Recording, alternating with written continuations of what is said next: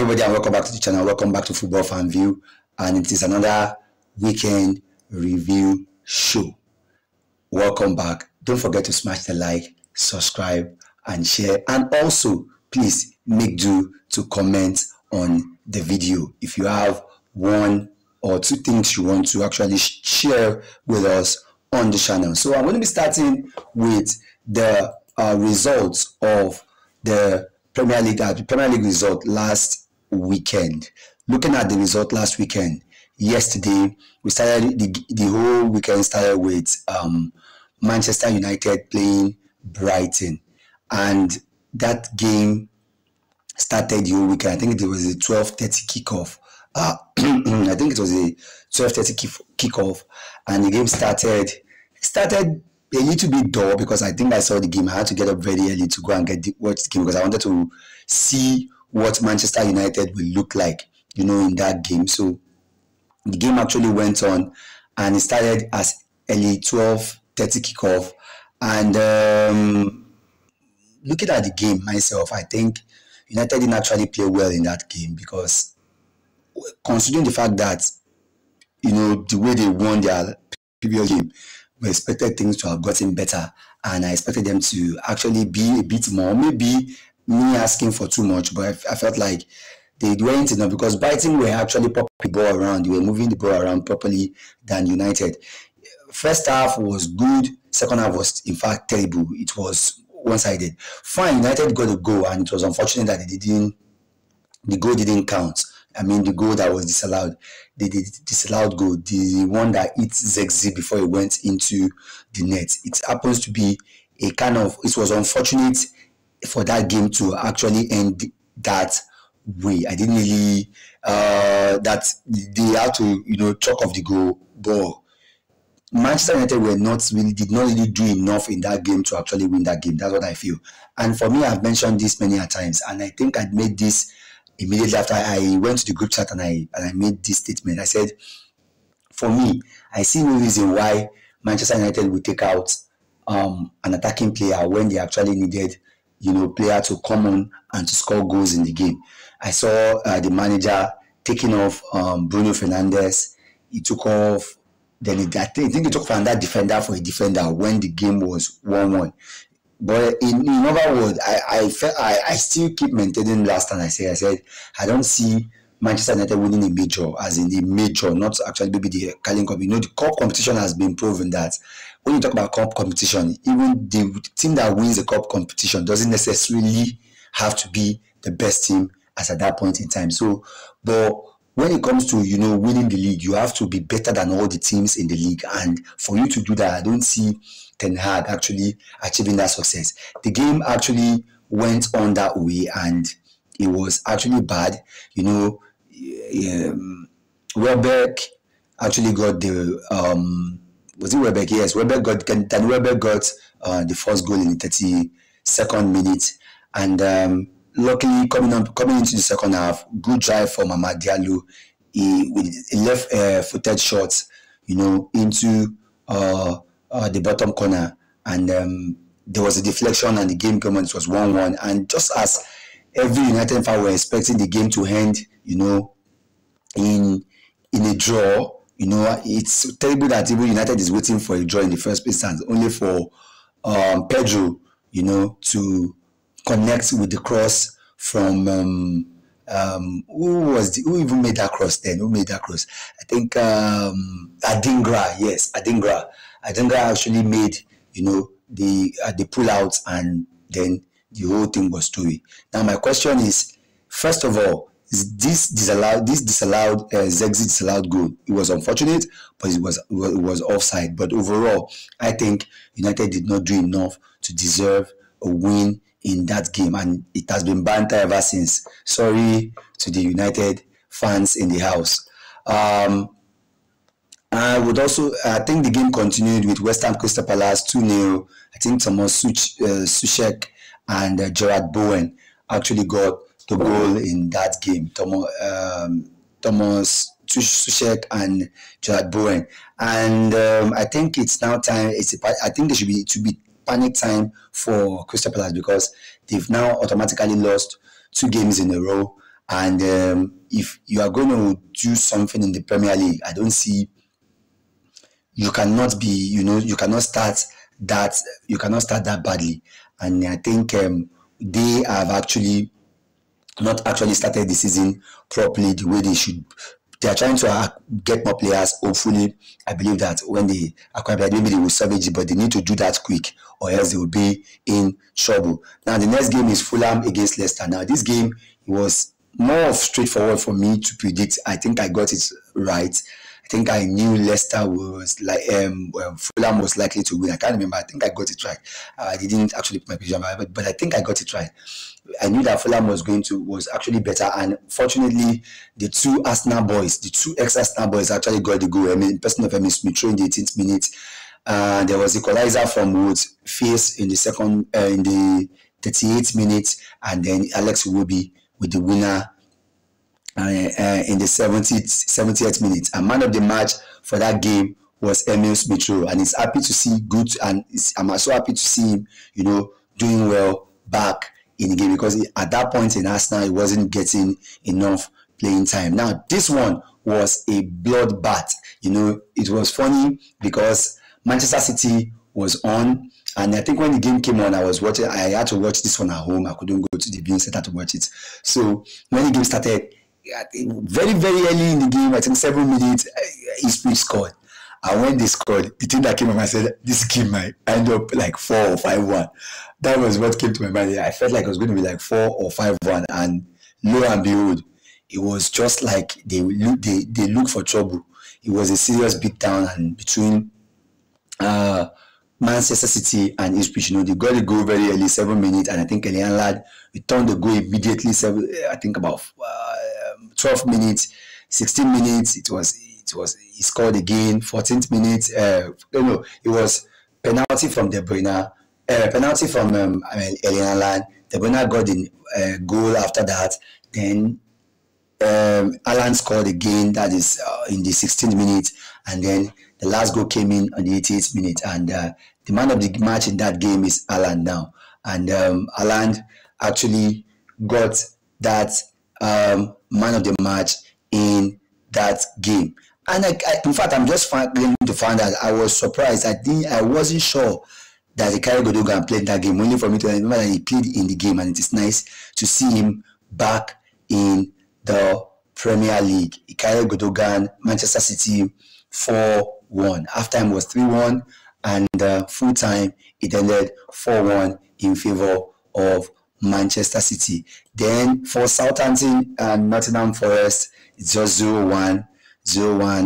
Nottingham Forest winning the game. I think I predicted Southampton to win the game because I felt Nottingham Forest still had a lot to do, but unfortunately, I think Southampton was not able to hold on, and the goal coming in the 70th minute, and that goal was scored by Morgan Gibbs-White. And looking at the man of the match in that game, definitely no one else but Morgan Gibbs-White, who got a very nice goal in that game.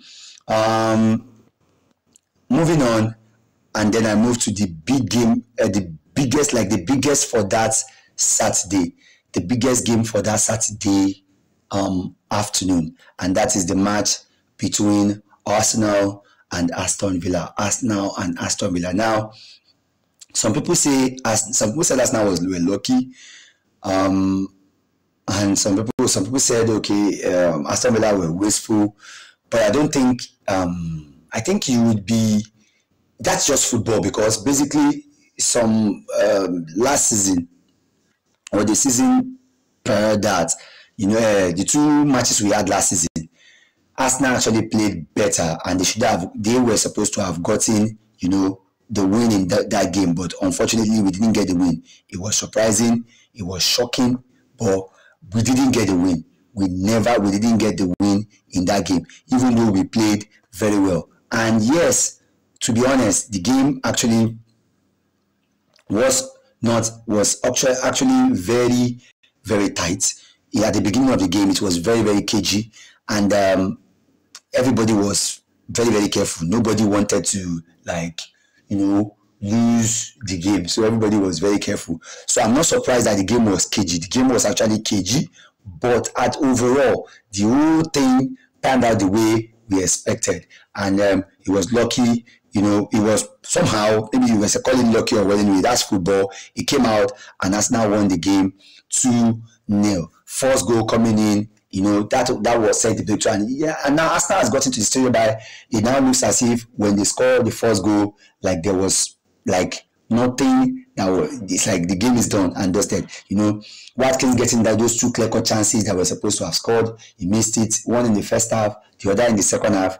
And then since they missed out, I think coming in, Trossard scored with his first kick in the game, and that was actually nice, because, and looking at this guy now, there's an argument I actually want to put out, especially concerning this guy, Trossard, because people will keep saying that Trossard, now that Trossard has scored, Martinelli should sit on the bench or this. I'm not saying Martinelli should not sit on the bench, but the truth of the matter that what we need to find out is that Martinelli, Trossard most times has also started the game and has not actually done well. Most times he makes more impact, especially when he becomes that sub. He came in his first kick of the game, he got the goal. And yes, it's nice to see him that he got the goal, but whichever way, I'm leaving that to the manager to figure out himself, whichever way he wants to go with the game. With the game, he moves with the game. But overall, it was nice. After he scored his goal, Thomas Partey also continued scoring from outside the box. And overall, I think the biggest person that actually deserves a mention for me in that game was David Raya. David Raya was actually immense in that game because he actually made that save. Left for that save that he made, as in that second save that he made, the double save, the ball hitting the crossbar and punching it away. If he hadn't saved that ball, I don't know what we are going to be saying. And by now, I'm not sure he's going to actually, and he turned out to be the man of the match in that game. So we move on to Sunday's game.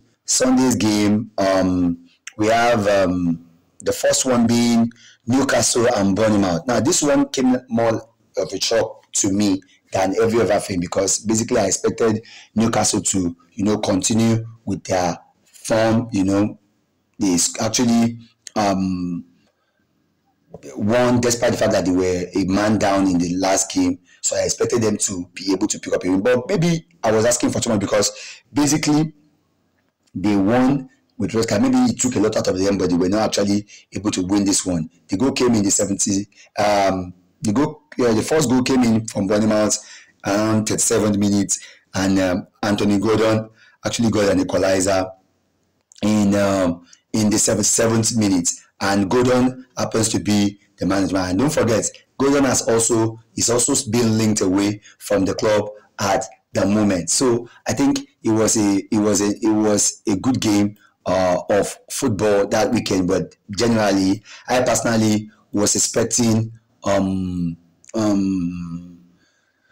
Newcastle to do something in that game, and it's nice to see that Nick Pope and some of the Newcastle players who were injured as at the previous seasons for a long time were back. The person of Bruno Guimaraes and so on and so forth. So, and that was how it ended there. And the game of the weekend. This one is the one that I get as the game of the weekend. It was the game of the weekend. I actually went to the game to see the game expecting Chelsea to be Chelsea as usual. But before I got there, in fact, before I got to the place where I was about to watch the game, Chelsea were already one goal up. And I sat down just to watch the game. Then little do I know, Martin Cunha equalized in the 27 minutes. I was even watching the Nicola Jackson got the first goal, 27 minutes, Cunha equalized. And it wasn't going to end, 45 minutes. there was a goal by Cole Palmer, assisted by Nicola Jackson. Very loop. I think it was a looping ball. The keeper was out of his line, and Palmer just dinked it over him. It was a very lovely goal. And one person that I'm tipping to have a very good season this season is that Cole Palmer, because he had a lot to prove, and he actually proved himself right. There was another goal and another equalizer in that same first half, because the first half ended 2-2, and it ended. That was so the whole thing was going back and forth, and I'm very sure Chelsea fans at that point in time would have been, thinking that the game was going to go off their grip. Just as they came in the second half, then Nonimadueke happened. The guy actually came out on fire, and he got actually. Even he and Cole Palmer actually came out on fire, because he gave Cole Palmer to give 3 assists in a row, to put Chelsea 3 goals ahead, from 2-2 to 5-2, and Joao Felix capped it up in the 80th minute with that goal and an assist from Neto. And man of the match in that game went to Cole Palmer. I think he got a goal and 3 assists. I'm moving to the last game of the weekend. Now, this one, I was watching this one simultaneously with the Real Madrid's game. And, I was watching, and when I'm looking at it, I saw it that, looking at the game, yes, I expected Liverpool to win, but Brentford were kind of good. They were very good. It was KG and in the first half. It wasn't that. It was good. It was not that excellent, in the first half. But Liverpool showed their dominance, and the quality was still there. The fact that you have Mo Salah and you have the rest, in your team to go on. Sure, I'm very, very sure that it's not that easy for things which cannot just go away. But I just feel what my prediction for the season was that Liverpool might likely just drop off towards the ending. But right now they are still very good, and 2 goals for them, one from Luis Diaz and the other one from Mo Salah. I love the way he finished the ball. It was true, nice bend, and then left-footed shot, coil to the other side, bottom corner of the post, left-hand side of the goal. It was superb. And man of the match in that game was Mo Salah again. Man of the match in the previous game, man of the match in this game. And looking at the game overall, I think the game was good. The game was good, and nothing much of expected. So we found out that the only person that actually lost last weekend was only Manchester United, and I'm sure it would have been banter all the way, for everybody in the chat group. All United fans have been quiet. None of them spoke in the group chat. I'm very sure they are waiting for any other person to actually lose now, so that they can come out. And whenever they come out, we will be waiting for them. All the Manchester United fans that decided not to come out when their team lost, none of them said anything in the group, apart from one of them. I know the person, but when we get there, we will cross it. So it ended 2-0 to Liverpool, and that was how the whole thing pounded. And looking at what the Premier League, table looks like now. Looking at what it will look like now, I think Manchester City are now at the top of the table. Yes, they should be there on the top of the table. They should be on top of the table. And I think the next person will be Brighton. Yes, I think I'm very, very right. You have Manchester City with 6 points on top of the table. Their next game is West Ham. I think they're going to just do justice to the West Ham in that game. I don't see any shock or any upset coming up in that game. Then anyway, I will go to my prediction for the week immediately after this now. So we have Brighton on 6 points with 2 wins, 100% record. Arsenal on 6 points also with 2 wins. Liverpool with 2 wins.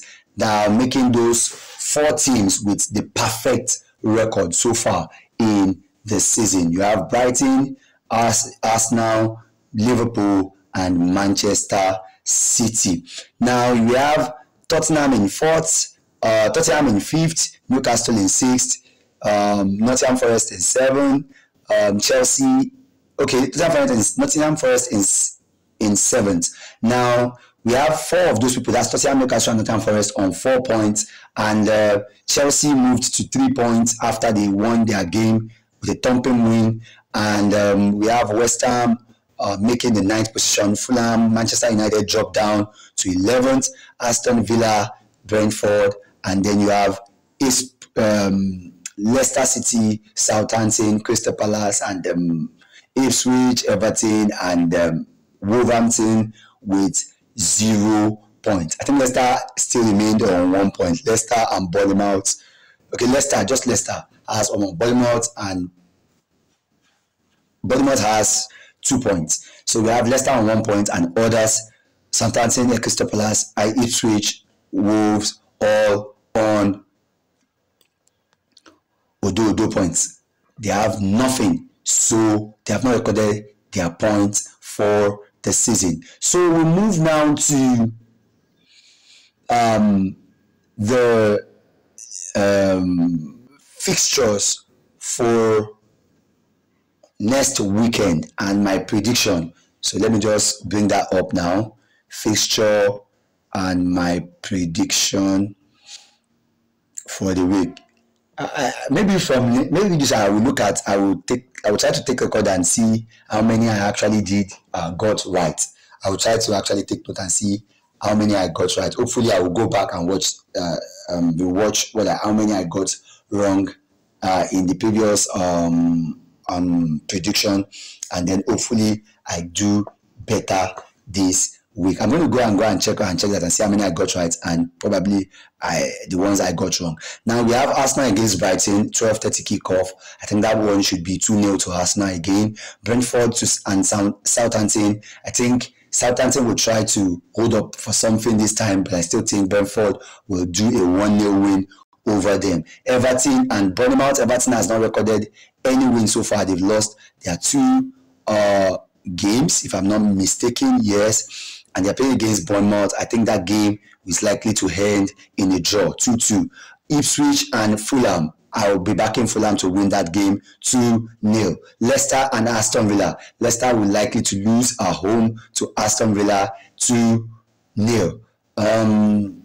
Nottingham Forest Wolves. Nottingham Forest Wolves is likely to, looking at the way Wolves perform, I think we would like to bounce back, and Nottingham Forest will. They were actually very good in their last game because I picked them to lose, but they actually won that game. I'll be giving them a draw, 1-1 draw. West Ham against Man City away. Well, West Ham playing against Man City. Man City is away. I think Man City is going to still going to find a way around that game. I think 3-1 to Man City. 3-1 to Man City. Now we move to Chelsea Crystal Palace. I think Crystal Palace is in trouble. They need to get their house together. That will be on Sunday, 1st of September. Chelsea will be playing Crystal Palace. Chelsea will be at home. I think that one will be a win for them. I think the only problem Chelsea have will be their defense right now at the moment. I think their attack is very good and they can score goal. I think they will win that game. Probably they might not be able to keep a clean sheet. They are likely to end the game maybe 3-1 or 3-2 thereabouts. Newcastle and Spurs. This is going to be a very tight one. It's going to be a very tight one. I think the game is might likely move on to the might likely be a draw. Likely be a draw, and I will be going 2-2. Desmond 2-2, and lastly Manchester United Liverpool. Now this one is going to be the big one. Now they kept this game like as fresh as it could be. After church, everybody is settled, everybody is fine and good to go, and then this game is coming up. I'm not going to actually miss this game. So my prediction for the game, I think one way or the other, United used to find their way around Liverpool. They still kind of give them tough time, even when they were terrible. So I'm still going to make it, I'm not going to write them off, even though they are not doing fine. But I'm going to make that 2-2. Desmond 2-2 also for Liverpool, Manchester City. Now, quickly before we go into other football stories, I just want us to look at how things pounded out in the Bundesliga over the weekend. Let's see the fixtures and results. Now we have Mönchengladbach against Bayer Leverkusen is 2-3. We have Leipzig against Bochum 1-0. We have Hoffenheim 3-2 against Austin Kiel. Yeah. Freiburg 3, Stuttgart 1, Augsburg 2, Werder Bremen 2. That's the game on Saturday. And you also have Mainz 05-1, Union Berlin 1. We have Borussia Dortmund playing on Saturday also 1-2, and Eintracht Frankfurt 0. Bayern Munich was on Sunday. The match was actually funny because a lot of people were looking onto this game. Those that happened to be a pointer, and Serge Gnabry actually did miracle towards the end of the game, and it ended 2-3 in favor of Bayern Munich. And you have the final game of that Sunday. St. Pauli lost 2-0 to Heidenheim. That's shocking anyway, because I expected St. Pauli to actually do something, especially they being at home. Now, that was what we had for last week. And in the Bundesliga, on the table, because they've just played one game, we have Freiburg topping the table. Freiburg, Dortmund, Heidenheim, Bayern Munich, Bayer Leverkusen, and Hoffenheim and Leipzig all on 3 points. Then we have those who drew throughout that weekend. We have Werder Bremen, Augsburg, Mainz 05, Union Berlin, Union Berlin having draw, and then we have Borussia Mönchengladbach, Wolfsburg, Westham, and Tibebello. All those people were on 0 points. And looking back at their fixture for match day 2. Looking at the fixture for match day 2, you have Union Berlin against St. Pauli.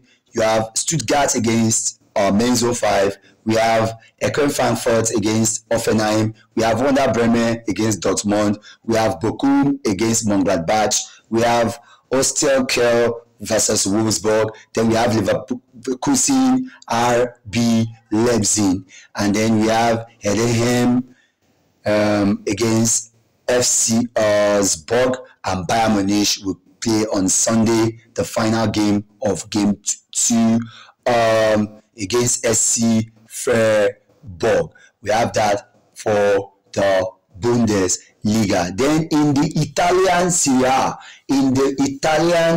A, that is the killer league. We have Cagliari Como. That was on Monday. That was yesterday. Cagliari Como 1-1. Don't forget, Como is being coached by Cesc Fabregas. Cagliari Como 1-1. We have Hellas Verona versus Juventus 3-0. I expected Hellas Verona to score in this game, but they didn't get anything. We also have Fiorentina 0, Venezia 0. I was very disappointed that Venezia couldn't win. Fiorentina couldn't win that game. Then there was a shocker from Torino beating Atlanta, who left our own Ademola Lookman out for that game. And also Napoli lost 1-3-0 after dropping with Victor Osimhen again. Still yet to feature or kick a ball this season. 3-0 to Bologna, and Roma lost to Empoli 1-2. And on Saturday you have Parma 1-1 against AC Milan. This one was a shock. You have Udinese 2, Lazio 1, International 2, Lecce 0, and we have Monza 0, Genoa 1. And that was how it ended in the in the Italian Serie A. And looking at the fixture for the weekend, you have on Friday We have Venza taking on Torino. Then Inter Milan will take on Atlanta. This is a big game for Inter Milan. This is a big game for Inter Milan. Then we have Bologna against Empoli. We have Lis against Lecce. Okay, is it Lecce or Lis? No, I don't even know. It's not Lis, it's Lecce. Lecce against Cagliari. We have Lazio against AC Milan. Napoli against Parma. Those are the fixture. And looking at the table after 2 games, you have Juventus on top of the league with 6 points, International with 4 points, Torino with 4 points, Genoa with 4 points, Parma with 4 points, Udinese with 4 points, Empoli with 4 points. Then we move to Atlanta on 3 points, Lazio on 3 points, Napoli on 3 points, Hellas Verona on 3 points, Cagliari on 2 points, Fiorentina on 2 points, and we have Milan on 1 point, Roma on 1 point, Monza on 1 point, Venza on 1 point, Bologna on 1 point, Como on 1 point, and the only team without a point in the Italian Serie A is Lecce Football Club. And that is that for Italian Serie A. So we're going to actually be looking at transfer news and transfer updates from various outlets. And I think the first one we'll be looking at is Ugarte to Manchester United. Ugarte to Manchester United. And according to okay, let me just move this away. According to this, we have Manuel Ugarte transfer. Manchester United agreed terms with PSG, Paris Saint-Germain, in a deal worth up to £50.7 million. With add-ons, Ugarte was a primary midfield target and always has his heart set on Old Trafford. Scott McTominay also close to exit, and I think he's going to Napoli. So I think we have that one sorted now. But looking at the transfer generally, let's just look at what is going on in the world of transfers. We'll start with I think let's start with we can see the first one. We can hear McCain confirms Ipswich still in talks for Chelsea striker Amanda Broya. So we can see that Ipswich is trying to get a Chelsea striker. Chelsea wants a striker that has been, that has been rejected from Chelsea, hoping to get him to club. We have Brentford has rejected Forest 15 million Wisa bid. Forest, we remember, I think they wanted to get Eddie Nketiah, but I think Eddie Nketiah said he was not keen on the move. So I think they went to Brentford, and they said Brentford have rejected 50 million bid from Nottingham Forest for Young Wisa. The Bees wants to keep the 27-year-old, and Wolves are continuing to monitor the situation. We have Johnson Stone demand. Okay, that is Chelsea and Johnny having an Empoli medical. Now, and Johnny, I think this guy have not been able to break forth in that Chelsea team, but it looks like it's good to see him moving to Empoli. And so the academic product, Tino, is having a medical at Empoli today. Chelsea have agreed a deal with the Serie A side that will see him earn 50% of any future sale. That is a sell-on clause of 50%. The 20-year-old had been with Chelsea Youth Academy since the age of 7. He made his first team appearance and was an England international, even though he's supposed to be playing for Nigeria. We have Chelsea make bid for around £5 million for Sheffield United defender Trusty, the guy from Arsenal, Austin Trusty. Said Celtic have made a bid worth £5 million for Sheffield United's centre back Austin Trusty. The hoops are on the hunt for centre back before Friday transfer deadline. Yes, that even reminds me. the transfer deadline is supposed to be on Friday. Yes, after French players like Yuki Kobayashi and Gustav Lebrick left for Portomense and FC20 respectively. So Trusty 26 joined the Blaze from Arsenal for a $5 million last summer, and US international can play centre back and left back. We have Chelsea signs goalkeeper from Chelsea signed another goalkeeper. Oh my God. Ajax in talks to sign Alex Oxlade-Chamberlain. They are hopeful. Now Ajax are in talks to sign Alex Chamberlain from Besiktas Stars. Ajax are still in talks with Alex Oxlade-Chamberlain. The Dutch club are set to submit a formal loan offer to the Turkish side. This sparks the possibility of the 31-year-old being united with his former Liverpool teammate Jordan Anderson. Other European clubs are also monitoring the situation. Disappointing, although he's now old, he used to be the small boy of the, how fast people go, things go. I remember when Ian Walcott broke into the scene. Then we have the ex-Arsenal midfielder John Bex last summer as a free agent. Ajax are looking to create to be creative in the final days of the transfer window due to lack of budget. They are hopeful of sealing the signing of Weghorst from Burnley per the transfer summer. However, there is necessity for outgoing in order to facilitate one. And some players that we are still looking to look at in the transfer market. I'm trying to see if there is any recent at the moment. Yes, we have Scott McTominay, looking at move to Napoli. I think we have looked into this one. This guy is, I think that one is a done deal. He's going to Napoli. Now let's just go on X and let's see what we have for let's see what's happening on Twitter.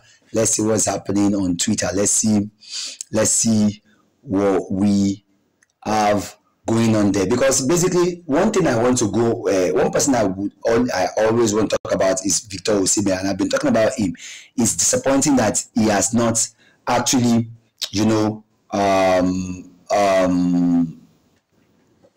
found a club at the moment. He hasn't actually found a club at the moment, and that is honestly shocking.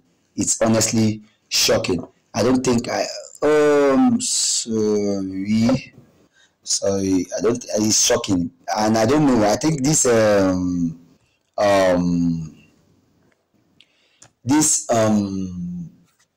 contract he has with Napoli is actually a huge one. I think another one should be this. Yes, the one I was searching for. Yes. That is Liverpool are also said to be interested in Federico Chiesa. Liverpool, okay. Liverpool signed a goalkeeper very, very recent. Let me just remove this. Liverpool signed a goalkeeper recently, and finally they signed a goalkeeper. We were thinking they were not going to sign any player, but they have signed the goalkeeper. And now I think that the news has broken that they are interested in trying to sign this guy. He's a left winger. I don't think he's coming in to replace Salah, because I know Salah is still outstanding at the moment. But I think let's just see what we have. The news here. We have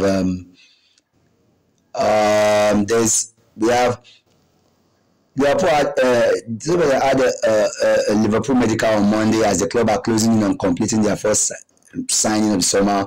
In the final weeks of transfer window, after the 30 million move is announced, the goalkeeper will head back to Valencia on loan until next summer. Yes, maybe Mamadashvili may not be the only move before deadline, as the Reds are weighing up a move for Federico Chiesa. Juventus wants to sell the winger, and Liverpool repeatedly approached the Italian club on Monday asking about the player who cost around 15 million after entering the final year of his contract. And don't forget that they will still have to, do away with with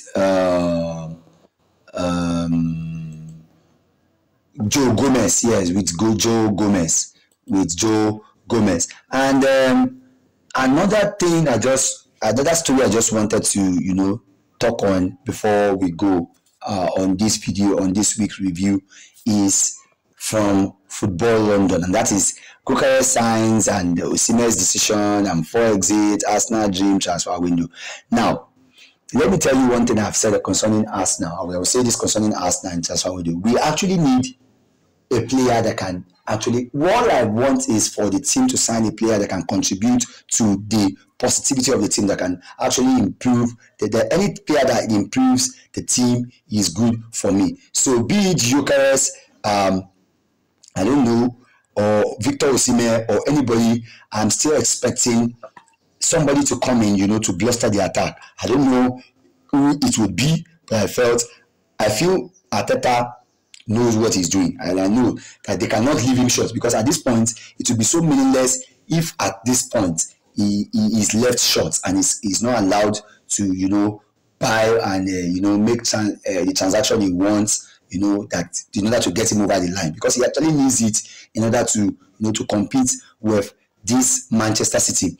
And he said time is quickly running out for Arsenal. That's what he said here. He said time is quickly running out for Arsenal to complete their business, in the transfer market summer. With the window closing on Friday, the Gunners have only added one new senior face to the squad, Ricardo Calaferi, but I expected to be busy in the final day. Sporting director Edu Gaspar is spearheading the operation and working closely with Mikel Arteta over potential incoming. Mikel Merino is already over the line. I think that one is a done deal. There's no point about getting that. I think the big argument is attack the enforcement. I don't know if Arsenal will be able to get this guy, Victor Gyökeres. The 26 years old has committed has continued his fine form scoring record at the start of the season with 6 goals in his opening 3 games. His arrival will make Arsenal significantly better than they are.